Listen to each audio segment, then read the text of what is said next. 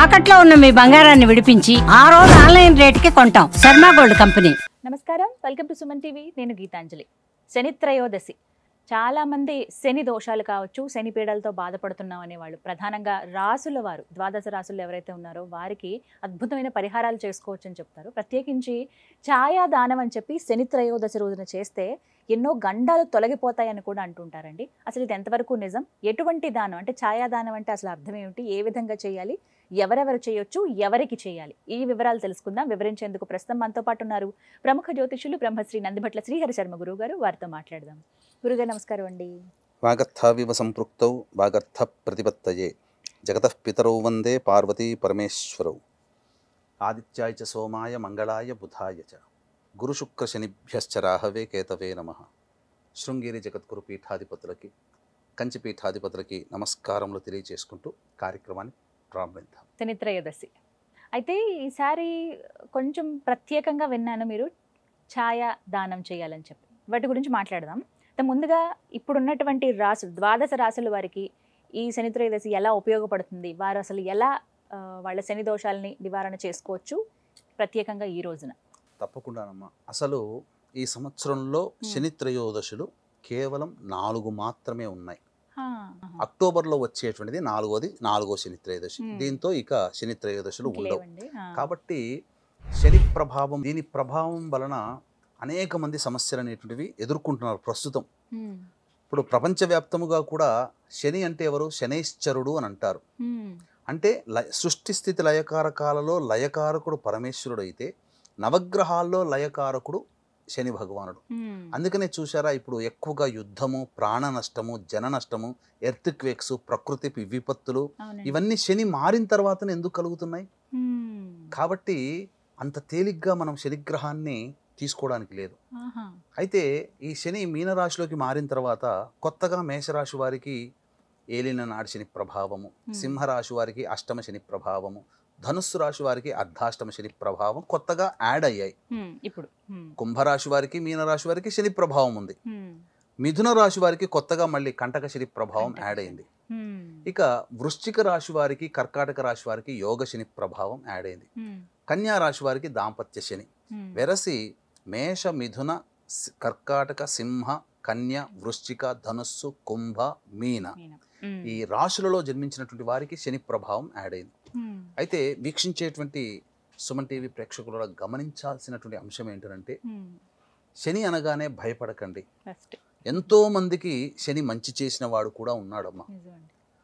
ఎంతో మందికి కష్టపెట్టిన వాడు కూడా ఉన్నాడు. శని ప్రభావం వల్లనే నలదమయంతులు విడిపోయారు, నలుడికి రాజ్యభ్రష్టము జరిగింది. పాండవులు కూడా శని ప్రభావం ఎక్కువ, ఆ పాండవులలో ఎక్కువ మందికి ఉండడం వల్లనే వాళ్ళు కూడా రాజ్యభ్రష్టులై, కర్మభ్రష్టులై ఈ సంబంధించినటువంటి అడవుల్లో సంచారం చేయాల్సిన రాజుగా మెలిగినటువంటి వ్యక్తి. అంటే కర్మ అంటే ఒక రాజ్యాన్ని పరిపాలించాలి. కర్మ ఆయనకు పెట్టబడినటువంటి ధర్మరాజుకి, పాండవులకి ఆ కర్మ లేదు, పరిపాలించే యోగ్యత లేదు. అందుకే కర్మభ్రష్టుడయ్యాడు. కానీ దైనందిన జీవితంలో చేయాల్సినటువంటి నిత్యకృత్య కార్యక్రమాలన్నీ చేస్తూ ఉన్నాడు, చేశాడు కూడా. ఇలా శని ప్రభావం వలన ఎంతో మంది ఇబ్బందికర పరిస్థితుల్లో ఉన్నారు. కానీ యోగించిన వాళ్ళలో ఎన్టీ రామారావు గారు ఉన్నారమ్మా. శని ప్రవేశం చేయగానే ఇమీడియట్గా పార్టీ పెట్టడం, 6 నెలల్లో అఖండమైనటువంటి రాజ్యాన్ని హస్తగతం చేసుకున్నాడు. ముఖ్యమంత్రి పదవి వచ్చింది. కొంతమందికి యోగం, కొంతమందికి అవయోగం. ఇప్పుడు మనం చెప్పుకోబోయేటువంటిది, యోగం వచ్చినంత మాత్రాన సంతోషపడాల్సింది లేదు, అవయోగం వచ్చిన తర్వాత బాధపడాల్సింది లేదు. సింపుల్గా ఒకే ఒక్క లైన్లో శని రాగానే ఎందుకు కష్టాలు పడుతున్నారని ఒక్క లైన్లో చెప్తానమ్మా. మనం పుట్టిన దారభ్యత, తెలిసి తెలియక కొన్ని పాపకర్మలు చేసి ఉంటాం. అబద్ధమాడినా, మోసం చేసేవాడికి సహకరించినా అది పాపమే. కాబట్టి పాపకర్మలు అంటే ఏదో దొంగతనాలు, ఇంకేదో చేయాల్సినటువంటిది కాదు. కాబట్టి ఆ తెలిసి తెలియక చేసినటువంటి పాపకర్మలు ఉన్నప్పుడు అనుభవించడం ఎప్పుడు అనుభవిస్తారంటే, ఈ ఏలిన నాటి శని, అష్టమ శని, కంటక శని, అర్ధాష్టమ శని దోషము జరుగుతున్నప్పుడు ఆయా రాశుల వాళ్ళు అప్పుడు అనుభవిస్తారు, వడ్డీతో సహా. అందుకే బాగా కష్టాలు ఉంటాయి. అందుకని ఈ కష్టాలు అనేటువంటివి తీరవా అంటే కష్టాలు పడాలి, తప్పదు. కానీ మనము ఉత్తగా కష్టపడుతుంటే దాన్ని భరించలేము, ఆ శని భగవాన్ యొక్క కష్టాలని. అందుకని ఇప్పుడు మీరు చూసినప్పుడు ఎండాకాలం, ఎండాకాలంలో ఎండలో వెళితే కష్టమైన పని అయినా కానీ కష్టంతో పని పూర్తి చేసుకుంటాం. ఏదో ఒక గొడుగు పెట్టుకుంటే ఆ కష్టమైన పని శరీరానికి తాపం కలిగించదు. అట్లాగే శని భగవానుడి వల్ల కష్టాలు ఏదో మాయమైపోతాయని కాదు, కష్టాలు ఉంటాయమ్మా. కానీ ఆ కష్టములని పడే శక్తి, ఓర్పు, సహనము దాన్ని ఇష్టంగా మనకు తెలిసి సునాయాసంగా అయిపోతాయి. కష్టము కూడా సునాయాసంగా మారుతుంది ఈ శని యొక్క అనుగ్రహం వల్ల. అందుకనే వీక్షించేటువంటి ప్రేక్షకులారా, మేష, మిథున, కర్కాటక, సింహ, కన్య, వృశ్చిక, ధనస్సు, కుంభ, మీన రాశిలో జన్మించిన వారే కాకుండా ఈ పుష్యమి, అనురాధ, ఉత్తరాభాద్ర నక్షత్రంలో జన్మించిన వాళ్ళు, శని దశ, శని అంతర్దశ జరుగుతున్నటువంటి వాళ్ళందరూ కూడా గమనించాల్సింది ఏంటంటే ఈ శని ప్రభావం వలన సమస్యలు ఉంటాయి. మిగతా రాశుల వాళ్ళకి కూడా సమస్యలు ఉన్నప్పుడు కర్మదోషం తొలగించేవాడు శని భగవానుడు కాబట్టి 12 రాశుల వాళ్ళు ఇప్పుడు చెప్పబోయేటువంటి పరిహారాల్ని పాటించినట్లయితే తప్పకుండా ఆ శనీశ్వరుని యొక్క అనుగ్రహం కలుగుతుంది. అయితే ద్వాదశి తిథి ఉదయం 7:16 వరకు, ఎలాగో సూర్యోదయం దారభ్యత 7:42 వరకు దుర్ముహూర్తం ఉంటుంది. కాబట్టి కాలకృత్యాదులన్నీ తీర్చుకొని చక్కగా వెళ్ళి నవగ్రహాలు ఉన్నటువంటి శివాలయానికి చేరుకొని ఆ నవగ్రహాల చుట్టూ శివాయ నమః అంటూ 27 ప్రదక్షిణలు చేసిన తర్వాత ఆ స్వామికి నల్లబట్ట కట్టాలి. కట్టిన తర్వాత నల్ల ఒత్తితో దీపారాధన నువ్వుల నూనెలో వేసి ఇనుప ప్రమిదిలో కానీ మట్టి ప్రమిదిలో కానీ పెట్టి దీపారాధన చేసి నల్ల నువ్వుల నూనెతో శనీశ్వరుడికి అభిషేకం చెయ్యాలి. చాలామంది అభిషేకం చేసే సందర్భంలో చేసే కామన్ మిస్టేక్ ఏంటంటే ఆ ఈశ్వరుని అమ్మవారి చూసి తన్మయత్వంలో అలవాటైపోయి ఆ శని భగవాన్ని కూడా కళ్ళల్లో కళ్ళు పెట్టి చూస్తూ ఆయన్ని చూస్తూ ఆయనకు అభిషేకం చేస్తూ ఆయన అనుగ్రహం కలగాలని ఆ స్వామి కళ్ళల్లో కళ్ళు పెట్టి చూస్తారు. ఎప్పుడైతే స్వామి కళ్ళల్లో కళ్ళు పెట్టి చూస్తారో ఆ శని యొక్క తీక్ష్ణత దృష్టి వాళ్ళ మీద పడుతుంది. తద్వారా వారికి ఇంకా లేనిపోని సమస్యలు పెరుగుతాయి. కాబట్టి ఆ స్వామి వారికి శనీశ్వరుడికి అభిషేకం చేసేటప్పుడు ఆయన పాదాలని నమస్కరిస్తూ ఆయన పాదాలని చూస్తూ అభిషేకం చేయండి. ఎట్టి పరిస్థితుల్లో ఐ టు ఐ కాంటాక్ట్ అనేది విగ్రహంతో ఉండకూడదు, అది నియమం. ఇక తదనంతరం ఆ యొక్క దేవాలయంలోనే రావి చెట్టు కూడా ఉంటుంది. రావి చెట్టు చుట్టూ చక్కగా శివాయ నమః అంటూ 27 ప్రదక్షిణలు చేసి తదనంతరం పడమర దిక్కుగా కూర్చొని ఒక 1/4 కిలో నల్ల నువ్వులని రాశిగా పోసి దాని మీద 3 తమలపాకులు పెట్టి మళ్ళీ ఇనుప ప్రమిద కానీ మట్టి ప్రమిద కానీ పెట్టి అందులో నల్ల నువ్వుల నూనెతో నల్లటి ఒత్తితో దీపారాధన చేసి ఆ యొక్క పడమర దిక్కుగా కూర్చొని శని చాలీసా లేదా శని పంజర స్తోత్రము లేదా శని కవచము లేదా శని అష్టోత్తరము 19 సార్లు పారాయణం చేసి ఇంటికి వెళ్ళాలి. వెళ్ళిన తర్వాత అప్పుడు మధ్యాహ్నం 1:40 అంటే 12:40 నుంచి 1:40 మధ్య కాలంలో శనిహోర ఉంటుంది. ఆ సమయంలో పారిశుద్ధ్య కార్మికులకి కిచెన్ సామాన్లు ఏదైనా కొనిపెట్టడం లేదా టీ తాగడానికి కొద్దిగా పైసలు ఇచ్చి టీ తాగబడడం, మరియు మానసిక శారీరక వికలాంగులకి ఏదైనా కానీ వాళ్ళకి తోచినదిగా పండ్లు ఇతర పదార్థాలు పెట్టడం, ఇవి చేయాలి. తరువాత ఆ సమయంలో కంబళి దానం చేసిన చాలా విశేషమైనటువంటి ఫలితం కలుగుతుంది. ఇక ప్రదోషకాల సమయం, ఆ సమయంలో ఆ రోజంతా ఉపవాసం ఉంటే చాలా విశేషం. త్రయోదశి తిథి చాలా సందర్భాల్లో ఉంటుందమ్మా. పౌర్ణమి ముందు వచ్చే త్రయోదశి, అమావాస్య ముందు వచ్చే త్రయోదశి, వీటిలో అమావాస్య ముందు వచ్చే త్రయోదశి చాలా విశేషము. కాబట్టి అమావాస్య ముందు వచ్చే శని త్రయోదశి కాబట్టి చాలా పవర్ఫుల్ అయినటువంటి శని త్రయోదశి. పైగా దేవవైద్యులైనటువంటి అశ్విని యొక్క నక్షత్రం కూడా ఆ రోజు ఉంది. ప్రదోషకాల సమయంలో కాలకృత్యాదులు తీర్చుకొని చక్కగా ఆ స్వామి దేవాలయానికి చేరుకోవాలి. శివాలయంలో ఆ కాలభైరవుని యొక్క దేవాలయం ఉందనుకోండి, చాలా విశేషం అమ్మ. కాలభైరవుని దేవాలయం లేకపోతే శనీశ్వరుడికైనా అప్పుడు ఏం చెయ్యాలి అంటే ఆవ నూనెతో కాలభైరవుడికి కానీ లేదా ఈశ్వరుడికి కానీ అభిషేకం చేయాలి. చాలా విశేషం ఆ రోజున. ఇప్పుడు ఇంతకు ముందు మీకు ఛాయాదానము గురించి అడగబోతున్నాను. ఛాయాదానం అంటే ఏంటి గురుగారు అసలు? ఛాయాదానము, ఛాయ అంటే నీడ. కాబట్టి ఒక ఇనుప బాణీ కానీ లేదా ఒక మట్టిది కానీ ఒక మంచి ప్లేట్ లాంటిది ఉంటుంది. రెండు అరచేతులు పెడితే అందులో పట్టేంత సైజు తీసుకొని అందులో ఆవ నూనె వేయాలి.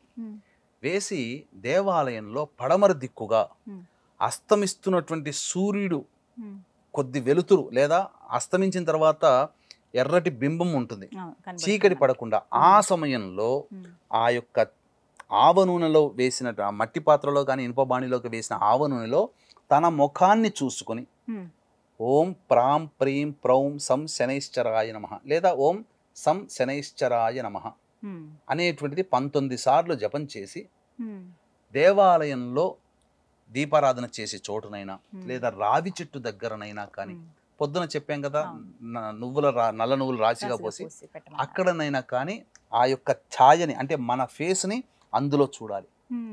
చూసి 19 సార్లు ఓం సం శనైశ్చరాయ నమః అనుకుంటూ మన ఫేస్ని తనివి తీరా అందులో చూసి ఆ దేవాలయంలోనే దీపారాధన చేయొచ్చు లేదా రావి చెట్టు దగ్గరనైనా కానీ దీపారాధన చేయొచ్చు. చేస్తే భవిష్యత్తులో కలిగే అంటే రాబో 2-3 నెలల్లో కలిగే గండ దోషములు ఏవైతే ఉంటాయో అవి అపమృత్యు అంటే వాహన ప్రమాదాలు కావచ్చు, ఇంకేదైనా కావచ్చు, పైనుంచి కింద పడడం లాంటి కావచ్చు, జారి పడడం లాంటి కావచ్చు, బాత్రూంలో పడడాలు కావచ్చు, ఇలా ఏదైనా కానీ తప్పిపోతాయి. ఎలా తప్పిపోతాయంటే అదేదో జరగకుండా ఉండదని కాదమ్మా. వాహనం నుంచి కింద పడతాం కానీ చిన్న దెబ్బతో పోతుంది. బాత్రూంలో కింద పడతాం, రాసుకుపోయి గీసుకుపోయి పడతాం, ప్రాణం పోవు. ఎంతమంది బాత్రూంలో ప్రాణాలు పోగొట్టుకున్న వాళ్ళు ఉన్నారు. అటువంటివి జరగవు, గండ దోషాలు రావు. ఇది ఛాయాదానం చేయాల్సినటువంటిది విధానం. ఇక తరువాత సాయంకాల ప్రదోషకాల సమయంలో ఆ స్వామికి ఈశ్వరుడికి ఆవ నూనెతో అభిషేకం చేయమన్నాం కదా, అప్పుడు నీలి రంగు పుష్పాలతో చామంతి పుష్పాలతో కానీ లేదా శంకు పుష్పాలతో కానీ అర్చన చేస్తే లేదా మారేడు పుష్పాలతో మారేడు సంబంధించినటువంటి పత్రితోనైనా కానీ అర్చన చేయాలి. ఇది శని త్రయోదశి రోజున చేయాల్సినటువంటి విధి విధానం. ఇక మీరు గమనించుకున్నట్లయితే అమావాస్య వెళ్ళిన 3వ రోజు శని ఏ విధంగానైతే ఉంటుందంటే ఒక చాలా విచిత్రమైనటువంటి స్థితి మీకు తెలియచేస్తాను. ఆకాశంలో చంద్ర దర్శనం చేసుకోవాలి. ఆ సమయంలో ఎలాంటి స్థితి ఉంటుందో తెలియచేస్తాను. వీక్షించేటువంటి ప్రేక్షకులు కూడా ఈ శని త్రయోదశి సందర్భంగా మేష మిథున కర్కాటక సింహ కన్య వృశ్చిక ధనుస్సు కుంభ మీన రాశుల్లో జన్మించిన వారికి శని దోష పరిహారార్థమై శనీశ్వర హోమం, అఘోర పాశుపత మంత్ర హోమం మరియు విద్య వివాహ దాంపత్య అనారోగ్య సమస్యల నివారణకి 18 రకాల హోమాది కార్యక్రమాలు చేసి శక్తిపాతము చేయబడినటువంటి శంకరుంగలి మాలని అందివ్వడం జరుగుతుంది. అవకాశం ఉన్నవాళ్ళు కార్యక్రమ తదనంతరం కాంటాక్ట్ చేసి పూర్తి వివరాలు నమోదు చేసుకోవచ్చు. సాయంకాలం 5 గంటలకు ప్రారంభమవుతుంది కాబట్టి సాయంకాలం 4 గంటల లోపల మీరు ఈ కార్యక్రమంలో నమోదు చేసుకోవచ్చు. అమావాస్య వెళ్ళినటువంటి 3వ రోజు చంద్రుని దర్శనం చేసుకుంటే అమ్మవారి యొక్క అనుగ్రహం ఎలా కలుగుతుందో, అమావాస్య కంటే ముందున్నటువంటి 3వ రోజు రుద్రునికి సంబంధించినటువంటి త్రయోదశి తిథి. అంటే పార్వతీ పరమేశ్వరుల యొక్క అనుగ్రహం అమావాస్యతో లింక్ ఉంటుంది. అమావాస్య ముందు 3 రోజుల ముందు త్రయోదశి, 3వ రోజు అమావాస్య అవుతుంది. త్రయోదశి నుంచి త్రయోదశి, చతుర్దశి, అమావాస్య. కాబట్టి త్రయోదశి వెళ్ళిన 3వ రోజుకి అమావాస్య. త్రయోదశి తిథి రుద్రుడు అధిపతి అవుతాడు. కాబట్టి ఆకాశంలో చూస్తే నెలవంక చాలా అందంగా కనిపిస్తుంది. ఆ దర్శనం చేసుకుంటే పరమేశ్వరుడి సిగలో చంద్రుడు ఎలా ఉంటాడో ఆ అమావాస్య ముందు వచ్చే త్రయోదశి తిథి రోజున చంద్రుడు అలా ఉంటాడు. ఆ పరమేశ్వరుడికి నమస్కారం చేసినట్టే లెక్క. అమావాస్య తర్వాత వెళ్ళిన తదియ తిథి ఉంటుంది కదమ్మా, ఆ తదియ తిథికి అధిపతి ఎవరు? గౌరీ. గౌరీ కూడా త్రయోదశి రోజున అమావాస్య ముందు ఉండే త్రయోదశి రోజున చంద్రుడు ఎలా ఉంటాడో అమావాస్య వెళ్ళిన 3వ రోజు కూడా చంద్రుడు అలా ఉంటాడు. సేమ్ అలాగే ఉంటాడు. ఇటు రుద్రుడు అటు పార్వతి, ఇద్దరి అనుగ్రహం కలుగుతుంది. అందుకనే త్రయోదశి తదియ తిథికి చాలా దగ్గర సంబంధం, మధ్యలో అమావాస్య. కాబట్టి శివానుగ్రహం కలగాలంటే ఆ స్వామికి సాయంకాలం అర్చన చేసిన తర్వాత ఆ దేవాలయంలోనే ఒక్కసారి చంద్రుని చూస్తే చాలా అద్భుతమైనటువంటి కలుగుతుంది. ఇది ఈ చెప్పబడినటువంటి త్రయోదశి రోజున విధి విధానంగా ఇట్లా పరిహారం చేసుకుంటే చాలా మంచిది. దీంతో పాటుగా అవకాశం ఉంటే మన పీఠమాధురంలో ఆ రోజున జరిగేటువంటి కార్యక్రమంలో పాల్గొని శంకరుంగలి మాలను కూడా సొంతం చేసుకోవచ్చు. మొత్తంగా ఆ రోజంతా స్వామివారికి అంటూ అలా వెచ్చించుకోగలిగితే ఎలాంటి ఇబ్బందులు గండాలు అన్ని కూడా తొలగిపోతాయి. ఛాయాదానము చాలా మందికి తెలియక పిల్లలు పుట్టినప్పుడు మాత్రమే నూనెలో మొహం చూసుకుంటారు. కానీ ఈ సందర్భంగా శని దోషంతో బాధపడుతున్నటువంటి రాశుల్లో ఇంతకుముందు చెప్పిన వాళ్ళందరూ కూడా ఈ ఛాయాదానం అలా చేసుకోవచ్చు. చక్కగా వివరించారండి. ధన్యవాదాలు. సర్వం శ్రీ ఉమామహేశ్వర పరబ్రహ్మార్పణమస్తు.